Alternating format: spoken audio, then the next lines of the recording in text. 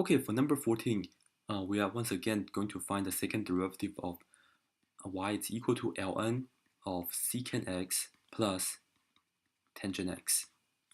Okay, so for the first derivative, ln of something is just 1 over whatever we have right here, which is secant x plus tangent x.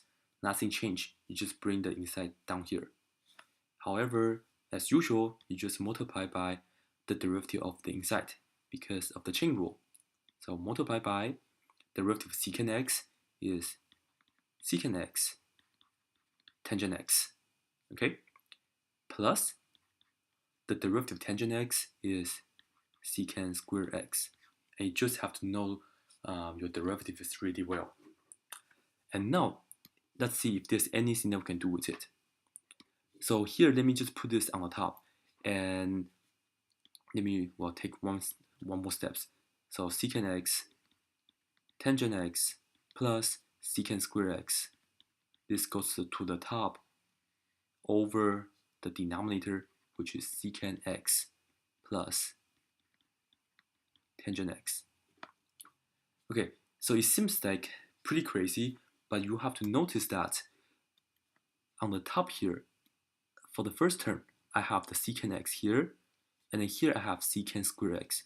So I can factor out a secant x right here. So this is how we're going to simplify it. I factor out the secant x right here, and I will have tangent x left inside here, plus originally it was secant square x. One of the secant is out, so I have another one.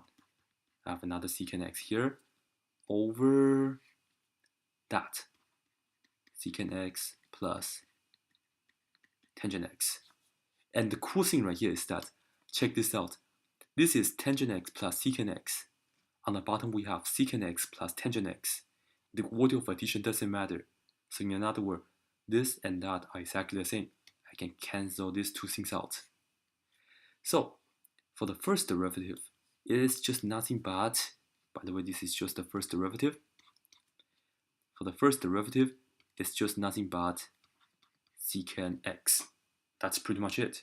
But this is not the answer because we're looking for the second derivative. We're looking for the second derivative.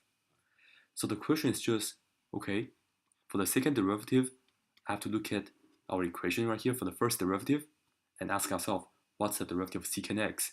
Which is just secant x times tangent x. And that will be answer choice E. That's it.